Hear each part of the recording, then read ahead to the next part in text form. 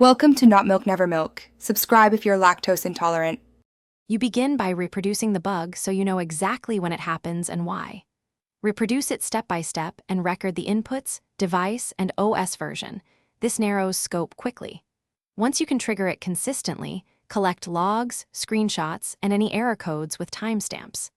Next, isolate the problem by creating a minimal reproduction case. Remove unrelated modules and third-party plugins. This helps you focus on the core, failing component and saves time when you move to code-level investigation. Now you diagnose the root cause using targeted instrumentation. Add logs and metrics around the failure path and set conditional breakpoints so you only stop on the problematic input. Trace the stack and inspect variable states, network calls, and database queries to see where behavior diverges. Once done, compare a working flow to the failing one. Look for timing issues, race conditions, or null/undefined states. Make small, reversible code changes and rerun your minimal reproduction. To validate each hypothesis, apply the smallest reliable fix that addresses the root cause, and write unit and integration tests that reproduce the bug to prevent regression.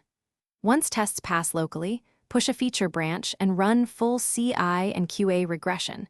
Make sure to include user acceptance testing for edge cases. Deploy to a canary or staging environment, monitor logs and metrics, and have a rollback plan ready. If things go wrong, toggle the change behind a feature flag to isolate impact quickly while you investigate further.